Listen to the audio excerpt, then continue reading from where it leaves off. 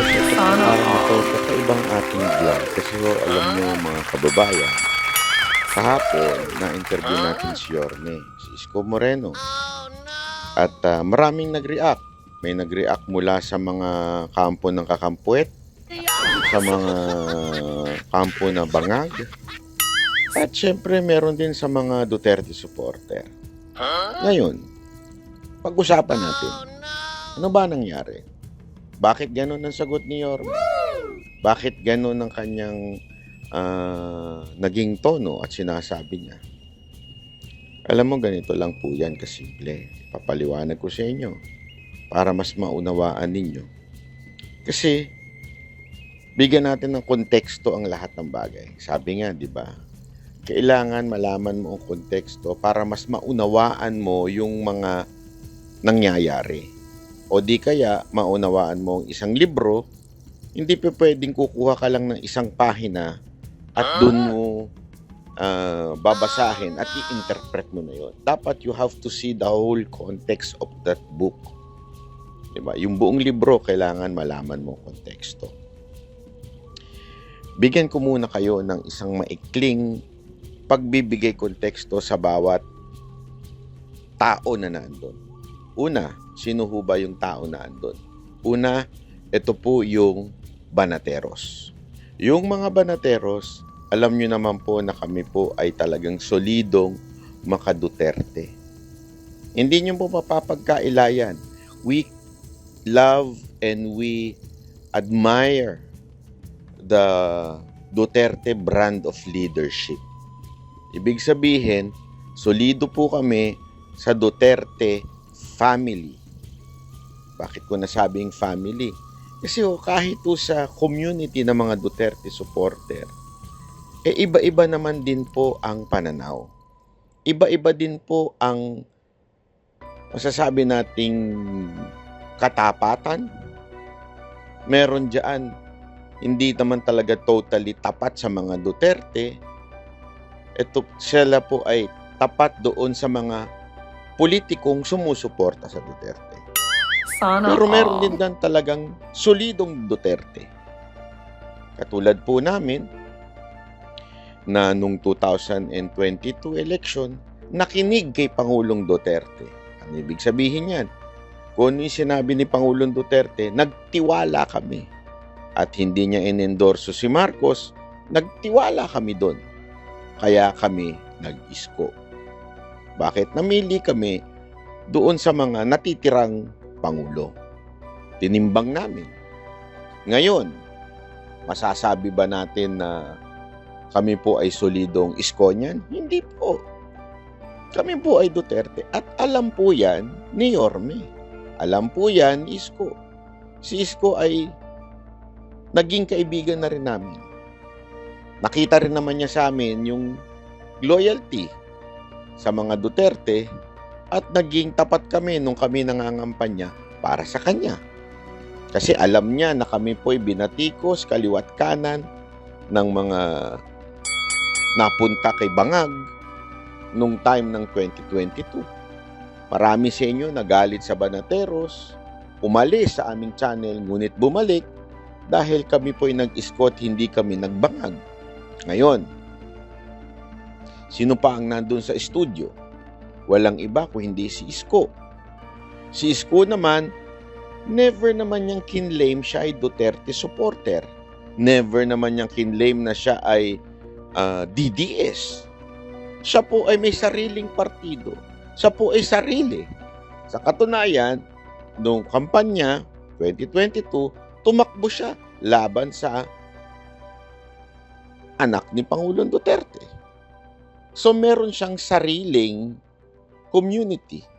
Masasabi nating followers. Hindi ho siya Duterte supporter. Hindi rin ho siya Marcos supporter. Siya po ay sarili niya. Para sa sarili niya at sa sarili lang niya. Kasi nga, siya po ay may sariling leadership, kind of leadership. May sarili po siyang community.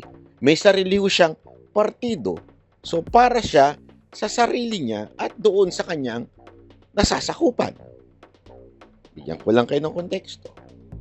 Pangatlo, sino ang nandun sa loob ng interview ng Vox Populi?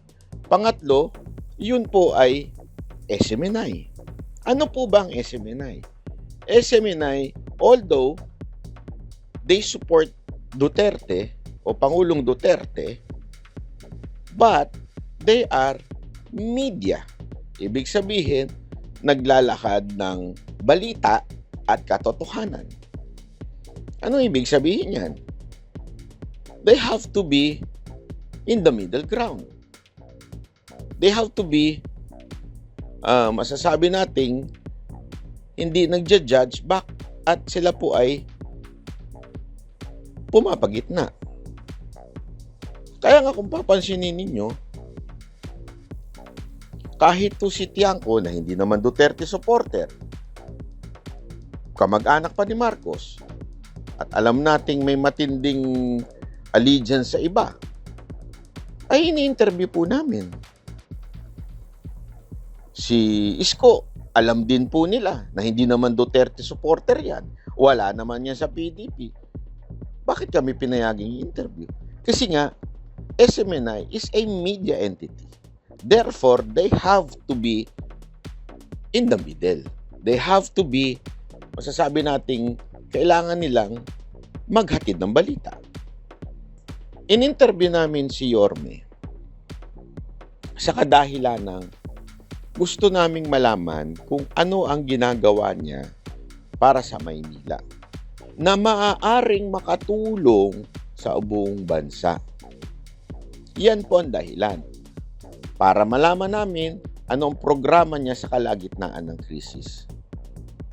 So therefore, this is not about national politics. But also, since the title of our show is Vox Populi, therefore we have to read some comments from our viewers who happen to be a Duterte supporter. At tinanong namin siya, Yorme, ano masasabi mo sa ganito? Ano masasabi mo sa ganyan? Dahil nga, Vox Populi yun. Boses ng mamamayang Pilipino, kailangan magtanong sa kanya. So we have to address the elephant in the room. Anong ibig sabihin nun? Tulad ng issue ng balimbing, tulad sa issue ng kung ano-ano pa. Kung ibang taong ini-interview yun, hindi papayag sa ganun. Pero dahil nga may bayag si Yorme, ganun din si Tiangco, may bayag din, humaharap sa Banateros. Kasi sa Banateros, hindi pa pwedeng scripted.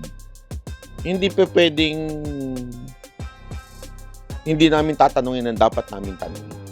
Kahit nga po kaalyado natin, o sabihin, pareho natin ng pananaw sa buhay, tinatanong namin ng diretsyo. We play the devil's advocate, ika nga. Ibig sabihin, we have to ask everything. Because it is about the opinion of the guest. It's not about our opinion. Kaya nga maraming nagalit na Duterte supporter din. Kesyo, bakit daw ba namin pinapanigan si Yorme? Bakit ba namin binigyan ng boses si Yorme? Bakit ba na... Basta, maraming mga Duterte supporter na alam mo yun, nagagalit. Ito lang yun mga kababayan. Maging open-minded tayo. We have to listen to every political views. As a matter of fact, sa totoo lang, ako ilang beses ko na sinuggest. Sabi ko, gusto ko maka-interview ng mga nasa kabilang kanto. Totoo to Sinasuggest ko sa mga bossing doon, baka pwede natin ayain si ganito. Halimbawa, si Ontiveros. Pag may issue si De Lima, sabi ko, gusto ko ma-interview si De Lima. Pag may issue si Trillanes, gusto ko ma-interview si Trillanes. Bakit? Because I want to listen and have a healthy arguments with them. Also with Yorme. Kaya nga, di ba, sinabi namin on the spot, sinasabi namin na kami man ay magkakaibigan, kami nila Yorme, magkakaibigan, magkakakilala, we supported him, it doesn't mean we believe and we support his opinion. That is his opinion. Opinion niya yan eh. Diba? So, yung mga nagagalit na Duterte supporter, huwag tayo magalit. Makinig tayo. Bakit ganun ang opinion niya? Kasi, ganito yan eh. Huwag na huwag tayong gagaya sa mga ayaw natin. Halimbawa, Pinklawan. Ang mga Pinklawan, sarado na isip niyan. Ang mga Pinklawan, namumuhay yan sa bubbles. Ano ibig sabihin nun? Para bagang silang nandun sa isang bilog ng bubbles, sila nagpupurihan, sila sabay-sabay na bumaba na sa Duterte supporter without even listening to the arguments of the other side. Alam mong tawag sa ganon? Fanatic. If you do not listen to the other side or to the kabilang bakod, ang mangyayari sa'yo, magiging makitid ang isip mo. Kasi, feeling mo lagi ka lang tama. Feeling mo lagi ka lang merong idea. Na, walang pwedeng magbago dito. Mamamatay na ako dito sa idea kong to. Mamamatay na ako sa paninindigan ko ito. Huwag ganun. Di ba? Sa katunayan, marami nang namatay sa ganyan. Marami mga Pilipinong naniniwala sa pamahiin dahil yun ang tinuro sa atin nung panahon ng mga Kastila. Na hanggang ngayon bitbit pa rin yung kalintikan na at marami na pahamak dyan. Bakit? Halimbawa, pumupunta sa Middle East yung mga Pilipino na nagtatrabaho, mga OFW, dahil meron silang mga ritual na kinalakihan ko na ito, maglalagay ako ng asin, maglalagay ako ng bawang para hindi makapasok ang mga demonyo, mga ganyan-ganyan, di ba? Ano nangyari? Nadedemanda sila. Kasi that kind of culture sa Middle East, it's a witchcraft. And witchcraft is punishable under their law. Dahil nga sa yun ang kinalakihan mo, ayaw mo nang baguhin yun dahil pinaniniwalaan mo whether, kasi alang sagot natin lagi is ano bang masama kung sundin ko to? Pinaniniwalaan ko pamahiin. Iyon ang nangyari sa kanila. Marami sa kanilang nakulong. So what do I mean? Anong kinaugnayan yan sa politika? Sa politika, ganun din tayo. Dahil stick na tayo doon sa hindi, basta Duterte ko, hindi ako makikinig sa ibang tao. Mali yun, mga kababayan. Mali. Bakit? How would you know that you are on the right track, you are on the right principle, and you are supporting the right person if you do not know the wrong principle? If you do not know the wrong person, how would you support and know that it is right yung iyong sinusuportahan?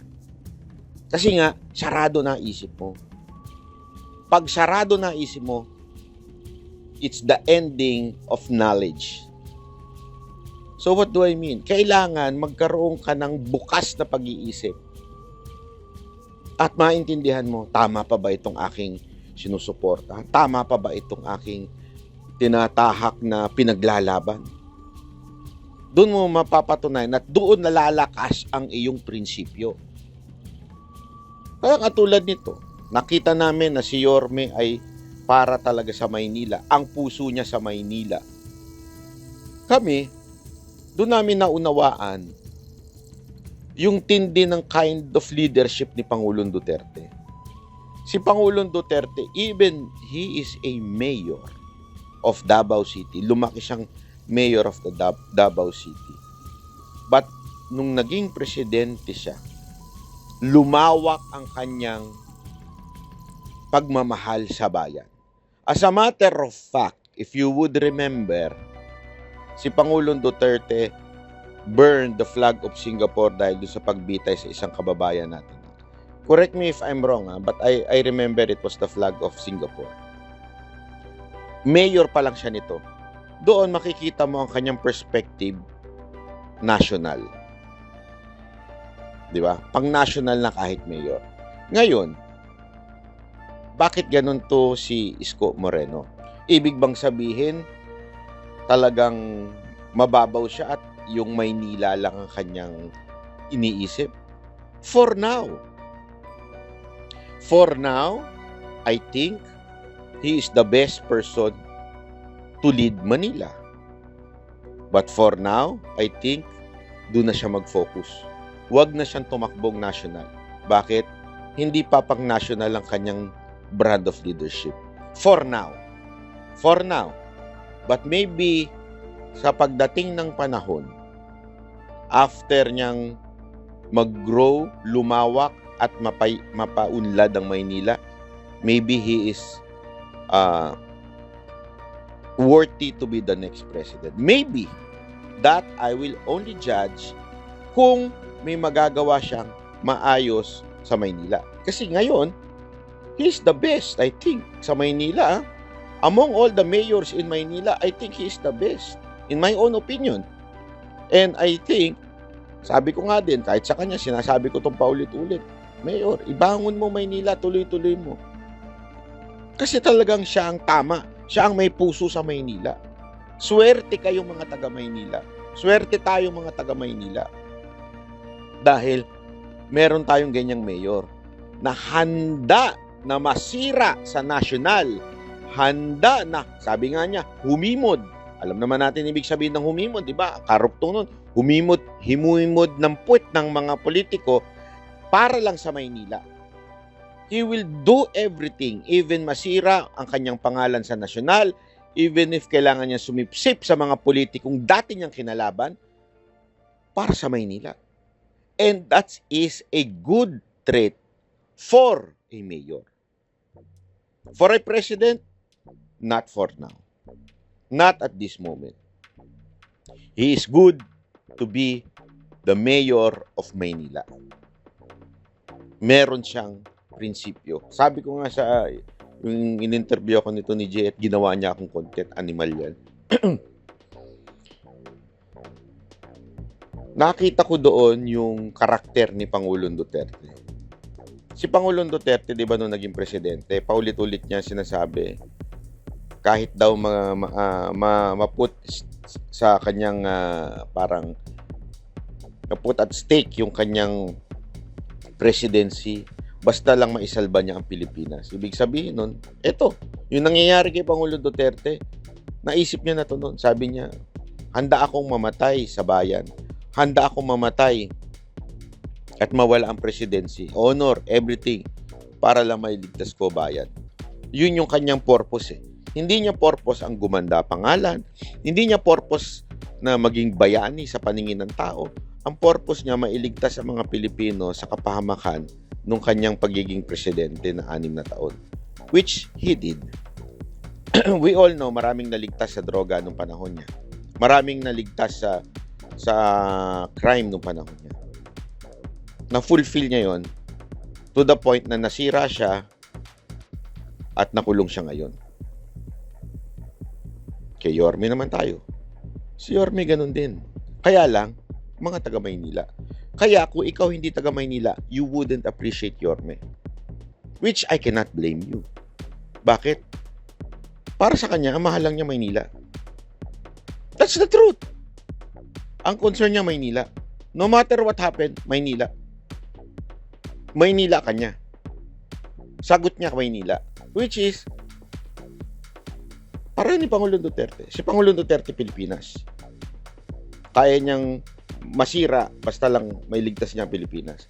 Ang si Yorme, kaya niyang masira national para lang sa Maynila. Isipin niyo to. Si Yorme matalino. Bakit siya magpapa-interview sa Banateros kung alam niya mga Banateros at alam niya mga Banateros ay Duterte supporter at Duterte crowd? At alam din naman niya na kailangan niya sumipsip kay Marcos. Bakit? Kasi nga, ang nasa utak niya, mindset niya, I don't care about what other parokya will say. Ibig sabihin yung mga taga-ibang city, I don't care. What matter to me most is yung mga taga-Maynila. masipsipan ko para mabigyan ko sila ng trabaho, pera, edukasyon, health, care. Ang utak niya, Maynila. So mga Duterte supporter, don't expect na ito ay kakampi kay BP Sara Duterte. Publicly, nung pauwi na siya, meron kaming malit na chit-chat. At sinagot niya sa akin, di ba yung tanong? Panoorin niyo mamaya, ipi-play ko din dito eh. Susubukan ko i-connect yung video dito.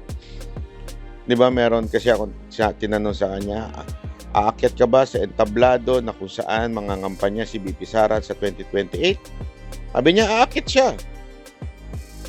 I-host niya.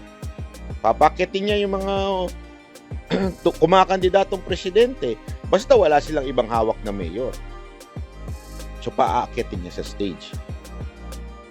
Pero, sinundutan ko ng tanong. Sabi ko, aakyat ka nga, mayor. Pero, tanong, sino itataas mo kamay?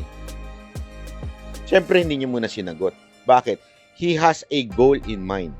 Ano yung goal niya? Sumipsip sa gobyernong ito para makakuha ng benepisyo para sa mga taga-Maynila. Again, balik tayo doon. He will do everything para sa mga taga-Maynila. Kaya napakaswerte ng mga Manileño. Dahil yung mayor ninyo handang gawin ang lahat ng bagay kahit masira siya national basta sa inyong mga taga-Maynila. Yan ang magandang klaseng ugali. Kesa naman yung hindi mo alam kung asa ng ang allegiance. Kasi maka Duterte, ikakampanya si Duterte, pero dito siya. Ito, sinasabi niya, on point. Ako, hihimurin ko lahat ng puwet, basta lang tulungan ako sa Maynila, magbigay sila sa Maynila. Kasi nga, Maynila. Yan ang tinatawag mong prinsipyong may bayag. Yan si Yorme, may prinsipyong may bayag.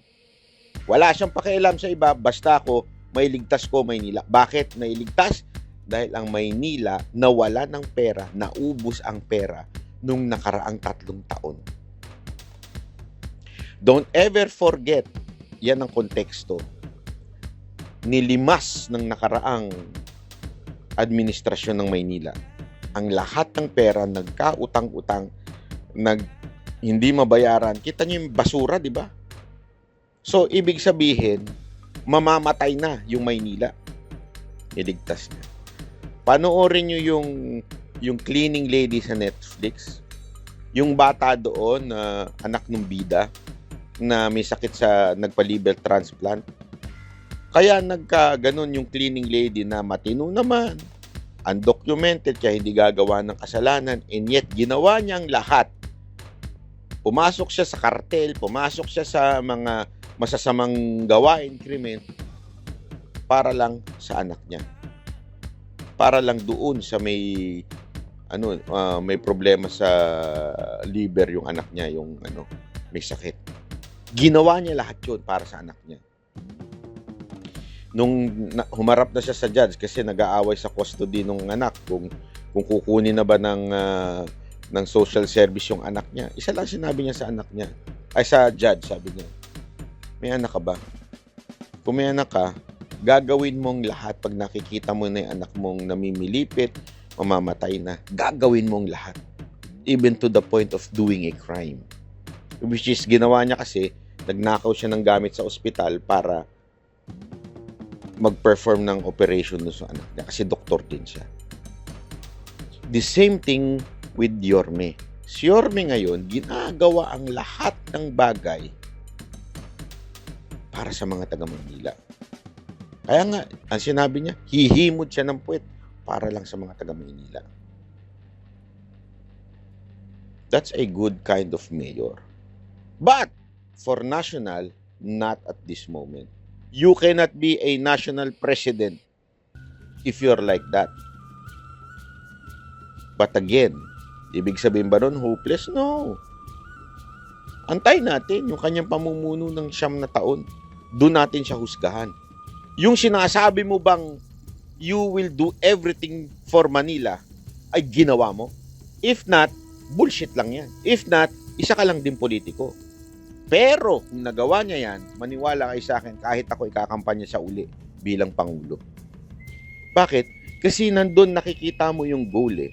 Nakikita mo yung goal, tapos aabutin mo talaga ang lahat. Gagawin mo, maabot mo lang yung goal na yun. Ang goal niya ngayon, may Maynila, maibangon niya. Kasi nga, lumugmok nung panahon ni Lacuna sa pangalanan na natin, yung nakaraang mayor. Nalugmok, nagkautang-utang. Hindi nga nakukuha yung basura. Naalala nyo? Kasi I know. I am from Manila. Yung basura kung saan-saan. Kadiri talaga. Ganun ang nangyari sa Maynila. Ngayon sinasalba niya. Naghihingalo. So gagawin niyang lahat para mailigtas ang Maynila. Lipat naman tayo sa kabilang kampo. Kasi yan yung comment ng mga Duterte supporter. Balimbing ka, balimbing ka, balimbing ka. So what? Sabi nga niya. Para sa akin ha, yun ang totoo. So what? As long as I serve the people of Manila, that's my goal. No matter what. At saka hindi natin masasabing balimbing. Alam niyo kung bakit? Hindi naman siya lumipat sa mga Duterte. Bakit niya pinayagan nung panahon ni Vice President na umakyat noong 2025? Kasi alam mo, eto sasabihin ko na sa inyo. Si Yorme, privately, bilib na bilib yan kay Pangulong Duterte. Privately, malaki utang na loob niya kay Pangulong Duterte. Sinabi niya nga 3 beses siya inappoint nung panahon ni Pangulong Duterte. May puso yan sa mga Duterte. Kaya lang ngayon, kailangan niya sumipsip kay Marcos. That's the truth. Para sa mga taga-Maynila. So, kailangan niya munang publicly umiwas. Pero, kita nyo nga, pinayagan niya pa nga si VP Sara Duterte sa Maynila. Mangampanya. Laban sa mga tao ni Marcos doon.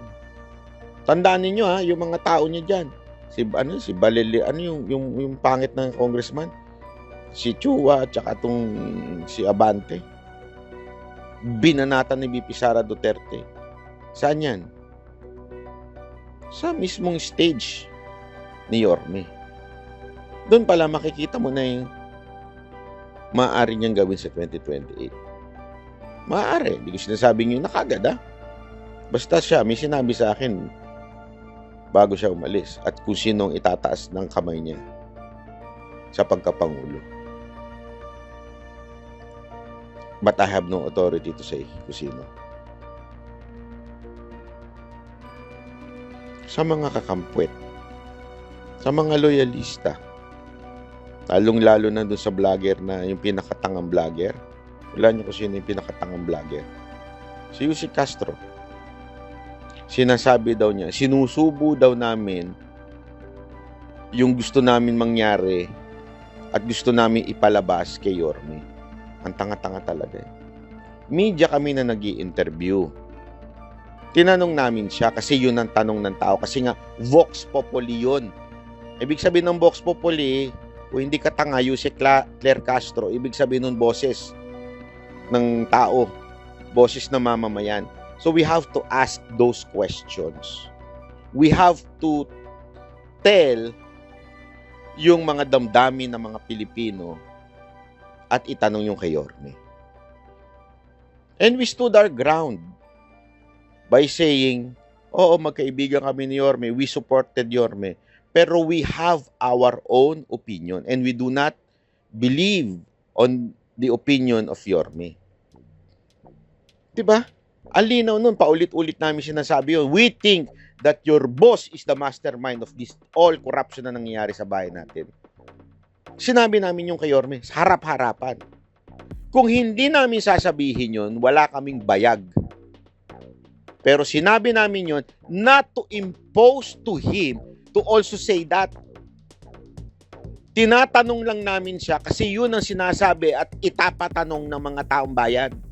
Huwag kang tanga. Kung tanga ka na talaga. Claire Castro, makinig ka, vlogger ka. Hindi ka dapat talaga nandyan sa Malacanang. Dahil ang hina ng kokote mo. Ang tanga mo talaga. Ang feeling mo, sinusubo namin sa kanya yung prinsipyo. In the first place, magkakaibigan kami. Alam namin kung saan siya tumatayo. Alam namin kung ano yung kanyang sasabihin habang ini-interview siya. Bakit? Kasi magkakaibigan kami, alam namin ang puso ng isa't isa. Alam namin para lang sa Maynila siya. Alam namin na gagawin niyang lahat para lang mabigyan ng ayuda, mabigyan ng serbisyo ang mga taga Maynila. Alam na namin yan. At hindi siya magbabago during the interview. Alam namin yon. Kasi nga magkakaibigan ka, nakingialam ka na naman sa amin eh. Ang tanga mo talaga eh. Sa bagay, pinakikialaman mo nga yung pamilya Marcos eh. Feeling mo mas close ka kaysa kay Amy.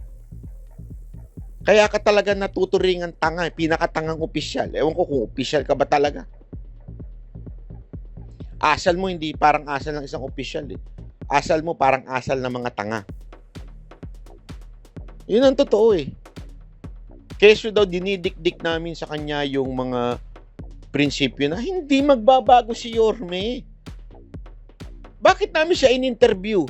Because gusto nating malaman paano niya ba nasusurvive ang krisis sa Maynila na hindi tulad ng ibang mga city. Tanga ka eh. Ang basa mo dun, sinusubo namin yung prinsipyo namin sa kanya. Tanga ka ba? Alam namin hindi magbabago yun. Kilala namin si Yorme. Alam namin karakas ni Yorme. Kaya nga kami sumuporta sa kanya. Alam mo, kaya kami sumuporta sa kanya kasi ito ang katangian ni Yorme. Pag may goal siya, he would do everything to get that. No matter what. That's a principle na maganda sa isang leader. Hindi katulad ng amo mong tanga. Isa pang tanga yun. May gustong mangyari, pero hindi alam ang gagawin. May gustong mangyari, ang tagal kumilos. Kaya nga ang tawag kay Yorme, di ba, bilis kilos? Kasi yung mabilis. Hindi niyo napansin? Along the way the interview, kahit hindi siya Duterte supporter, sinasabi pa rin namin na napakabuti niyang mayor. Kung kami ay nag-i-insist ng aming prinsipyo sa kanya, di sana nung sinasabi niya sinisip-sipan niya si Marcos, nagpapasalamat siya kay Marcos, di sana right then and then binaboy namin siya. Kaya namin babuyin, ilang kami dun. Si Jack pa lang, kaya niyang babuyin yun. Pero hindi namin binaboy. Alam mo kung bakit? Kasi kaibigan namin siya. We will respect his opinion, his style of leadership, his principle, his own party. We respect that. Kaya hindi namin isusubo yung gusto namin. Tinatanong lang namin yun kasi yun ang nasa comments. Hindi nyo napapansin? Nagbabasa kami ng comments. Kasi yun ang style ng Vox Populi. We ask the questions from the audience, not just from us. So, yung katangahan mo, Claire Castro, medyo anuhin mo, medyo bawas-bawasan mo. Kasi, dahil dyan talaga, nagiging kahihiyan ka sa gobyernong ito. Actually, hindi lang sa gobyerno ito. Kahihiyan ka sa Pilipinas. May isang abogado na sobrang bobo. May isang abogado na sobrang tanga. Kahihiyan ka sa Pilipinas. At dun sa mga sumasakay na vlogger dyan, lalo na yung ating kaibigang Isko niyan, huwag na kayo sumakay. Gumawa na kayo sarili yung interview. Sumasakay pa kayo for your own content. Talagang halatang for the content. Sa bagay, kaya nga kayo nagmamarcos ngayon kasi for the content kayo eh. Hindi naman kayo si Yorme. Kung si Yorme kayo, okay lang magmarcos siya kasi para sa mga taga Maynila. Kayo, kaya kayo nagmamarcos. Hindi naman kayo dahil believe kay Marcos. Alam natin yan, hindi kayo believe kay Marcos. Kaya kayo nagko-content tungkol kay Marcos kasi pinagkakakitaan nyo si Marcos. Yan ang katotohanan. Di ba? Nag-uusap tayo eh. Yan ang sinabi nyo eh. Gusto nyo ng content, ng views at pera. Oy. Kaya itigil ninyo yung palabas ninyong kahipokrisihan na kayo ay para sa bayan. Ulul, fuck you. Hindi kayo para sa bayan. Hindi. Para kayo sa pera. Yun ang totoo. Sorry pero para kayo sa pera. Para masustentuhan niyo yung pagiging babaero ninyo. Para kayo sa pera. Yun ang totoo. Baka nga hindi babaero, baka mga lalakero pa ito mga animal nato. Pero huwag kayong mag-alala. We understand you. Pera-pera lang yan, kailangan yung pantsupae. Ngayon, mga kababayan,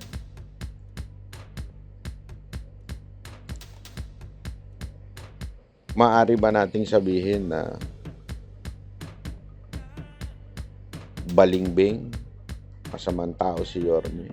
Para sa akin, hindi siya balimbing kasi hindi mo siya lumipat sa atin. Paano siya naging balimbing? Dahil dati nag-anti-Marcos siya. Ganyan naman ang politika eh. Siyempre kalaban siya, so he has to say a lot of things to Marcos at that time. It's part of politics. You cannot, sabi nga you cannot remove politics from the government. Mabuti ba siyang mayor? Yan ang dapat natin itanong. Kung ikaw Manileño, magkomento ka nga sa baba. Is he serving you right? Is he helping you? Is he improving the life of Manileños? If yes, i-comment nyo. If not, i-comment nyo rin. Kasi para sa akin, yun ang dapat maging sangkalan o yun ang maging way of judging Yorme.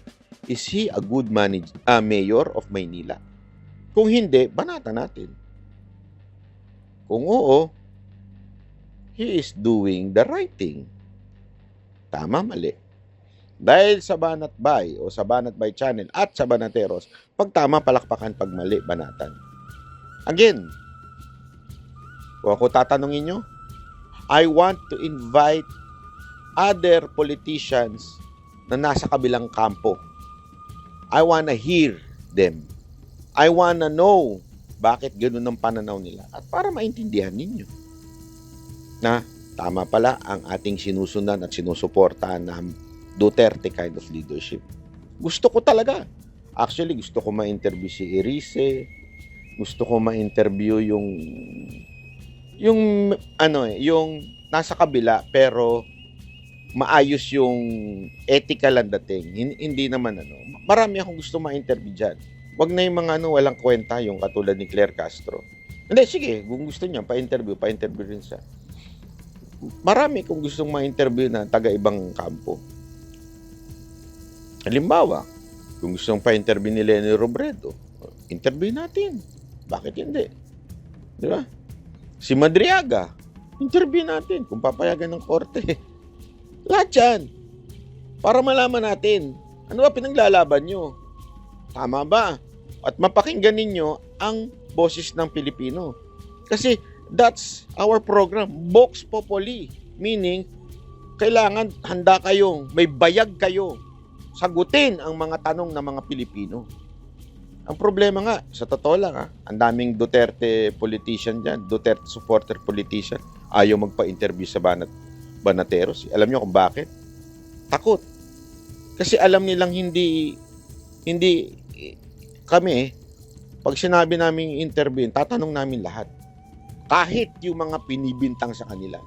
Ewan ko, may mga politician na ilang beses namin inimbitahan pero medyo walang bayag humarap sa amin. Ewan ko kung bakit. Hindi ko talaga alam. Ako, ito again, sa Vox Populi, open ng lahat. Kahit anong kulay i-interviewin namin. Gigisayin namin according sa mga tanong ninyo. Vox Populi. Tanong ng bayan yan. Okay? So, panoorin nyo ang interview ni Yorme Isko Moreno sa Vox Populi. Sa lahat ng Banateros na nandito at siyempre sa lahat po ng manonood sa buong mundo at sa buong Pilipinas. Magandang gabi po sa inyong lahat. Noon, sasagutin ni Yorme ang lahat ng mga katanungan ng mga netizen dahil ito ay Vox Populi. So, boses ng bayan. Marami silang nalilito na sila Ano ba talaga? Ano ba talaga ang posisyon ni Yorme? Pero syempre, sisimulan ni Banat Bay. At yun nga, at alam nyo, eto kahit ano pwede nating itanong. Yun, tinanong ko si Yorme, pwede ba namin itanong? Lahat? kahit ano pwedeng itanong dahil dito nga boses nyo importante. So itatanong natin yan. Pero bago yan, simulan muna natin. Ano bang mga bagong ginagawa sa Maynila ngayon, especially ngayong crisis, paano nyo natutugunan itong mga krisis sa buong Pilipinas at sa buong bansa, sa ibang mundo rin, di ba? Paano nyo nagagawa na kahit paano naaayos nyo ang Maynila? Well, in our own little way, nung unang pagputok pa lang ng gera sa Iran, no, at magkalaban ng Amerika o Estados Unidos at Israel, immediately I called up Chief of Staff Cesar Chavez. Sabi ko, Sir, mukhang mahaba-haba ito. Sabi ko, maglulunes. O, tingnan nyo nga, ano pwede natin gawin agad. Kasi over the weekend, then immediately we came up with Executive Order number 7, cutting into 50% ang aming unnecessary or not so important. Not doesn't mean unnecessary, but not so important utilizing our transport vehicle. Yung mga ginagamit namin sakya, mga truck, kung hindi pa naman talaga kakailanganin ng gusto or immediate, ipagpahinga muna. True enough, yun nga ang unang masamang epekto, yung gasolina. Tapos yung electricity, yung nagpa-disiplina ako sa mga lahat ng opisina ng local government of Manila, yun naman ginawa namin pati sa Office of the Mayor. Then, President Marcos came up with Executive Order number 110 na stating yung 4-day work. Sabi ko, Sir, sangayunan na natin ito. Sabayan na natin yung national government effort. So that's why we came up with the Executive Order number 8, yung 4-day work then. Extended long hours, but on a Friday, wala nang opisina ng pamahalaan. Third, immediately we came up with the early release of social services. Gagawa namin yung mga pension sa senior, sa PWD, solo parent, yung PLM, UDM, police, teacher, and so on and so forth. Plus yung early release din nung share ng barangay para umikot yung pera. Mga 1.7 billion. Yun yung una nating in-release to come up with yung what you call the velocity of money. Umikot ang pera. Tapos after that, pumalo ng 18 yung naramdaman na yung presyo ng gasolina sa crudo, pumalo ng 18. Then I saw this news, I think lumabas din to sa SMNI, yung Commonwealth, nagkaroon ng maraming tao dahil walang lumalabas na jeep, walang masakyan. Hindi dahil sa wala talaga masakyan, kundi lugi na talaga yung driver. Ang kinikita ng driver, 200, 300 na lang neto. Sabi ko kay Cesar, sige, hanap tayo ng pera, may mapiga pa tayo dyan. Then true enough, nakakita kami worth about 20 million pesos. So instead na pagpadala akong 3 bus, 2 bus, o 5 bus, what we did is to think of a new idea na kung saan kikita yung driver, kikita yung operator, kikita yung gasolinahan, tapos yung mananakay libre. Ito yung nakita niyong libreng sakay na hiniram natin, ang maximum na nahiram natin, 1,118 drivers and jeeps ang nahiram natin. Bayad niyo yung... Pinasweldo natin. Kaya may garanti ang kita. Nag-start ako 3 bulig. 1,000 sa driver, 1,000 sa operator, saka 1,000 gasolina. Ang gasolina naman minsan 1.5. Pero kasi ang boundary, nasa 500, 700 lang. So, imbes na 200, 300 lang ang kitain ng driver, minimum may maling anda na siya. O, pag medyo masinop pa, kaya pa pumalo na 1,000. Talagang sisinop Banat, dahil hindi naman bumabiyahe, nakaparada sa pila. Naniningil sila, Yorme. Hindi, sa amin, libre. Hindi na nila yung, alam mo yung harabas, kung tawagin natin nung araw, harabas ang harabas. So nakatipid din sila sa gasolina. Tapos, the national government came up with ayuda, yung 5,000 sa ating mga driver through the office of the president.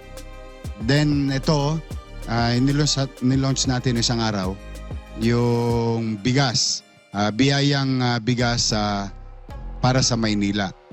Ito naman ay nanggaling sa Office of the President Ferdinand Bongbong Marcos. Ibinigay sa amin ito 2 months ago. Ang tawag sa pondo na yan, LGSF, Local Government Support Fund, na kung saan ang inatasan sa amin ni Pangulo ay yung bumili ng bigas sa magsasaka, lokal, at ibigay yung bigas 10 kilo bawat pamilya for the next 6 months, every other month. So tatakbo tong programang tong bigas, yung 10 kilong bigas sa Maynila, at hindi lang sa Maynila. I think it's gonna happen in the entire country, especially Metro Manila. Kasi we were there together sa office ni Executive Secretary Ralph Recto ng pinatawag kaming Metro Manila. Kaya lamang kasi kami, talagang binilisan lang namin na kung po pwede, maibigay na mano pa, no? Natapat sa krisis. Ang uniqueness lang dito, kung makikita mo yung video, yan. Pansinin mo yung video. No? Working class. Yan ang tatama naman dyan. Working class, ibig sabihin mga middle class, working class, mga empleyado ang pinili ng Maynila. 80,000 families. Tatakbo to 6 months. Every other month, tama ka. Every other month. 6 months within the year, every other Galing month. sa national. 80,000. Office of the President, under the LGSF. Yorme, matuloy kaya. Baka hindi kaya mabudol kayo. Hindi, ang good news naman, Oli, dinownload na kasi yung pera na yan. Na-bid na, kumbaga. Yung sinabi ko sa iyo, pinatakbo namin yung mga regulasyon, sinunod namin, binilisan namin, then yun. Kaya ano na siya, tiyak na yun. Kasi yung pera ay nasa lokal na pamahalaan na. Ang pinakamalaking nakuha, Quezon City. Pangalawa, Caloocan. Pangatlo, Manila. In terms of hundreds of millions ang nakuha. We were there together. So, after that, ito, nasimulan na namin isang araw. This is about 16,000. Itong day na to, itong day lang na to. 16,000 yan. Ito yung ceremonial na pagbibigay sa SM Manila. But after the event, diniretso na kung saan-saan sa Maynila. So by Monday or Tuesday and Wednesday, yung iba-ibang sektor naman. Ang kagandahan lang dito, Jay, yung tatama din dito yung mga driver ng jeep at tricycle. Kasama sila sa bilang namin. Pero Yorme, punta na tayo sa medyo mainit na issue kasi ito yung pinupukol sa iba na kaya daw may ganyang ginagawa si Marcos sa inyong lugar dahil alam naman natin na kailangan niya ng tulong sa Maynila para sa darating na eleksyon. Actually, it's the other way around. I have to be honest to our people. Lalo na tong programa nyo, Vox Populi. We need a lot of help as a city government. Especially ako, 2 milyon yung obligasyon ko. 2 milyon bibig yun. And it's crisis. So it's really the other way. Any and when I say any, immaterial who they are. Any person, any individual, private, katulad nung may nagbigay sa amin, private sector, ayaw lang niya pabanggit yung pangalan niya, binigyan niya kami halos 5 milyon na fleet card. Petron, binigay ko ulit sa driver yon. Tumama yung driver ng 4 na bulig. Kasi ang isang fleet card, isang bulig 4 ang binigay ko doon sa mga sumali sa ating libreng sakay. So whether it is BP Sara, whether it is Bongbong Marcos, our President, Senate President, Senador, opposition, administrasyon, maliit na kumpanya, malaking kumpanya, any help we will receive as long as it will benefit our people in the city of Manila. Kasi tukod na to, alam mo naman na tukod yung pananalapi ng lungsod na Minanako. No? Talagang Naubos. anyway, tapos na yan. We move on talaga. But ngayon, ginagawan ko ng paraan. Iniraraos ko. Pero sabi nyo, kahit anong kulay, Yes. meron bang yung masasabi nating opposition na tumulong Meron. sa inyo? O katulad halimbawa, it seems opposition siya, no? Si Leandro, Congressman na Libiste. Leandro Libiste. O, nag-gaibi yun. 4 na bulig na 25 kilos. Alam mo, tumama dyan, with all honesty, unang-unang tumama dyan, BHW, BNS, at saka yung mga daycare teacher namin. Natsambahan ko naman, alam mo talaga, pagka lolobi ng Diyos maswerte-swertihan mo. Nagulat ako dyan kay Congressman Leandro. Ano lang yan, the day before tumawag, pwede ba kaming tumulong? Siyempre, pwede. Pero nagulat ako, 4 na bulig. Na 25 kilos 25 kilos. Dami nito, paldo to. Ano to, magandang bigas to, yung siya yung may pandan, para Buko ganun. pandan. Buko pandan. Yun yung binigay niyang bigas. The same day. Kanina. Ito, just for the record. Si President Marcos kahapon nasa Benguet ba yun? Pangasinan. 'Di ba namili ng gulay? 'Di ba? Tumama sa amin kanina. Dumating sa amin dumating sa amin ng madaling araw, I think mga bago magbukang liwayway. Ngayong bago mananghali, inubos na namin. Pinamigay namin sa Parola area, sa lahat ng western side halos area. Pati Baseco may tumama rin. Gulay yun na binili ng Office of the President, tapos binigyan kami, dineliver kagad namin sa Utaw. So regardless kung anong kulay, Material. talagang basta makakatulong sa lungsod ng Maynila. Wala namang kapalit na Ayun. kailangan i-promote sila. Good question. In fairness to President Bongbong Marcos, for so many instances, kasi many many instances na nangalabit pengi talaga ako, literally. Talagang, sabi mo, baka naman. Ang daming pera ng LGSF in fairness, nag-share din siya sa buong Pilipinas, hindi lang sa Maynila. Ni minsan, not a single word, not a single situation. He asked about anything politics. Anything politics, none at all. In fairness, whether nasa Chikot ako, sa 01, di ba may insidente, sinakay niya ako doon sa 01. May insidente, nandun ako sa tapat ng Malacanang, yung bahay niya. Meron naman insidente, nasa Malacanang itself. Wala namang kayo nakita doon. Wala naman. Wala. Ilog. Yorme, Maleta, wala namang maleta. Meron Yorme, maletang pagkain kasi may catering.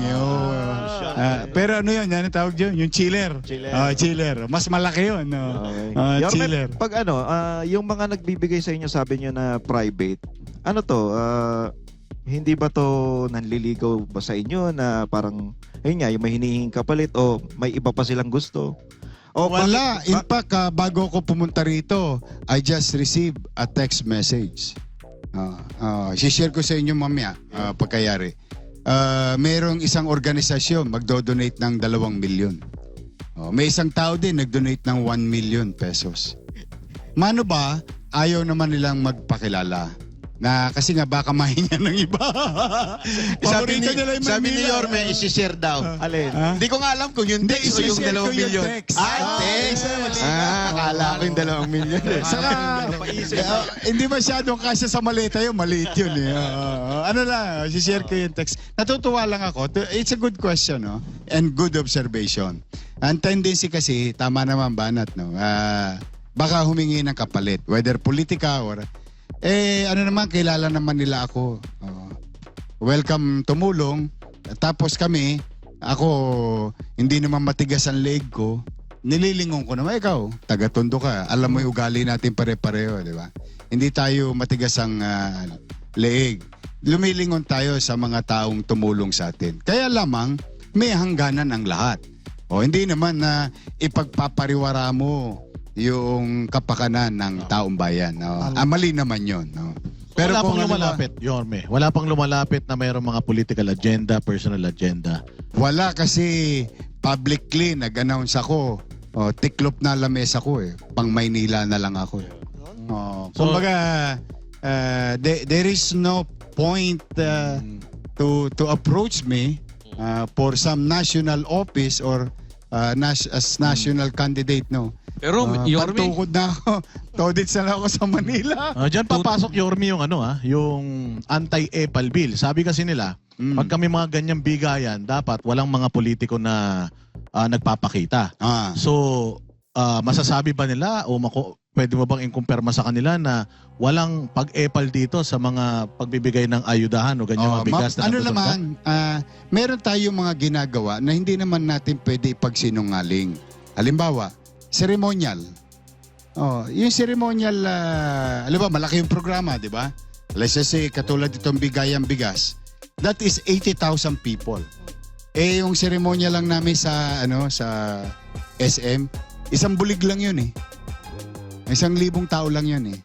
But it just wanted to convey the message that this time around, it's the taxpayer who is going to benefit from this. Kumbaga, symbolic. Yung ginagawa ni President Marcos at saka ako at saka si Vice Mayor, this is just a ceremonial. It's an inspiration and a message that, uy, kayo na susunod. Ano na kayo? Ito na, nilatag na. Other than that, wala na kayo nakikitang, pag yun, in-implement namin, 16,000. Doon sa 16,000 ko, ito, kulang isang bulig.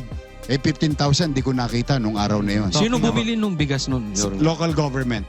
Local Manila government. na. Pat makikita mo rin, Office of the President, City of Manila. Talking about the inspiration, Yorme, no? Nabitawan nyo yung Maynila eh. Mm. Parang balita natin sa news and all that, nasira yung Maynila nung binitawan ninyo. Parang magkaroon ng inspirasyon yung mga mayor. Kasi yung ibang mayor ngayon hirap eh. Kasi sa crisis, no? Papaano yung itinayo from zero na ang bilis yung makarecover eh? Ano yung ginawa ninyong Actually, paraan? di pa kami nakaka-recover. Mukha lang kami yayamanin. Marami kami ginagasta. Kaya lamang, ay siyempre, siguro hindi na rin kaila sa inyo na prioridad ko ang tao. So ano pa man na mga gagastahin, bagamat gipit na gipit kami, sinisinop ko ng maigi yung pumapasok, tapos efficient in expenditures. We try to address MBN. MBN, minimum basic needs, which speaks of housing, education, healthcare, and jobs. Yun lang, doon lang ako namumuhunan sa apat na yun. Yung mga pagpapaaliwalas, linis, open green space, yun yung mga bechin, yung pampasarap sa rekado. Yung peace and order, normal naman yun na dapat talagang gampanan. So did we recover fiscally? Not yet. Malayo pa kami.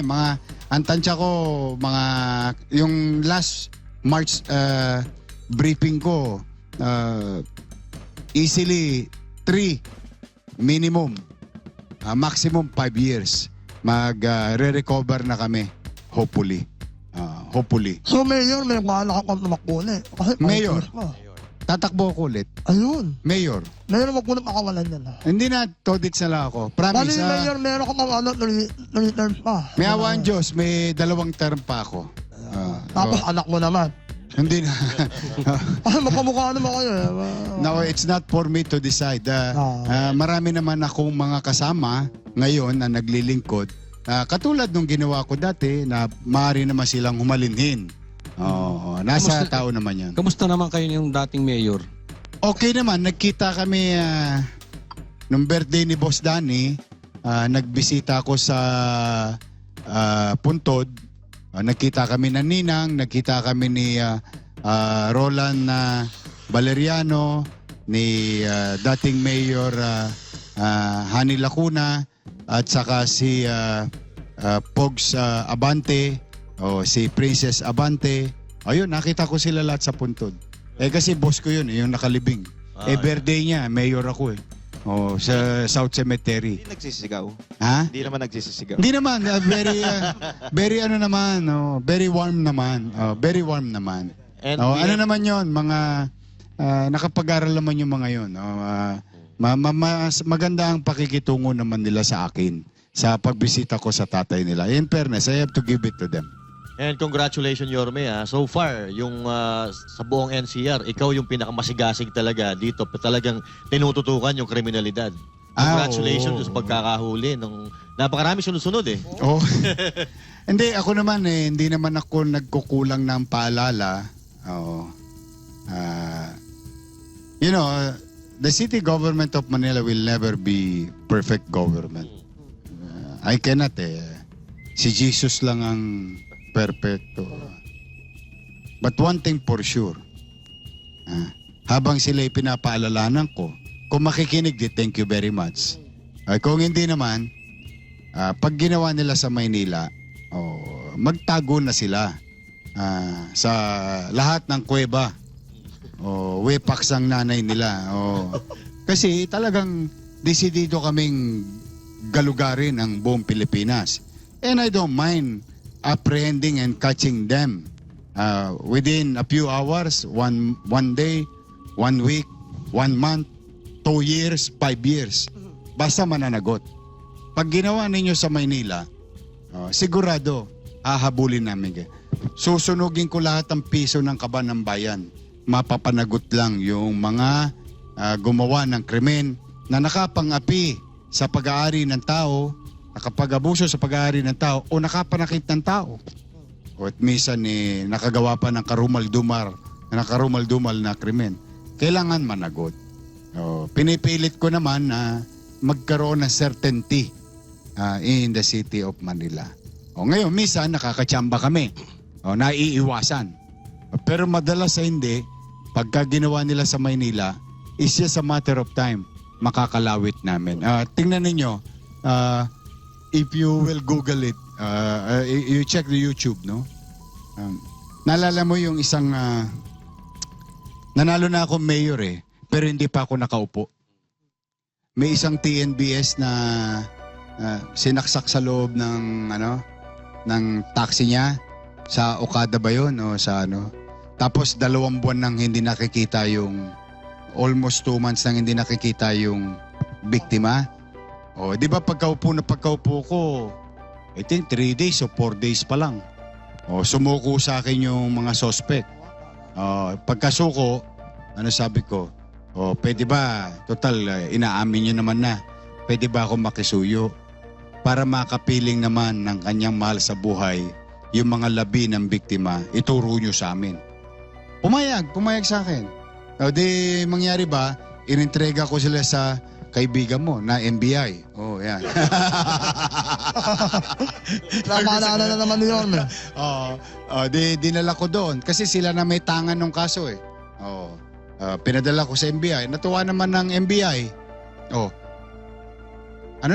Overnight lang. Nakuha sa Nueva Ecija yung bangkay. So ibig sabihin, yes, we will do our best in our own little way. Kaya sa mga manonood, hanggat maaari, Una, siyempre, yung mga tulongges, magbagong buhay na kayo. Kaya lang, Kung hindi naman, wala naman ako magagawa. Pero, pag ginawa nyo sa Maynila, not worth it. We'll go after you. Yorme, may issue dyan na yung tungkol sa mga, di ba, yung nahubad, na naglalakad-lakad sa kalsada, mga tambay. May mga issue na ito daw ay anti-poor lang. Kasi napakarami pa rin daw ngayon sa Malate, especially sa Malate, na mga illegal na mga Koreano na nagdodroga sa loob ng mga JTB, KTB. Ay hindi sila pinupuntirya, pero yung mga nakatambay lang, sila pa ang pinupuntirya. Parang ang iniisip tuloy ng iba, bago kami yung hulihin ninyo na nakaubad lang naman kami, wala naman kami ginagawang krimen, bakit hindi unahin yung mga galugurin nyo yung mga club doon na kung saan, doon mismo sa loob ng club, tumitira sila. Good point, no?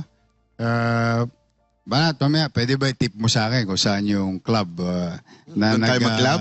Oo. Hindi. Hindi ko ito tolerate yun, lalo na droga. Alam mo naman, mapagpanting din ang tenga ko pagka usapan ay droga. But with the new rules about mga nakaubad, hindi ko masyadong iniintindi yun nowadays kasi nasa krisis tayo. Mas inuuna ko muna, paano ko ba maitatawid, maiibsan, mapapagaang yung hirap na dinaranas ng tao sa kasalukuyan dahil sa krisis.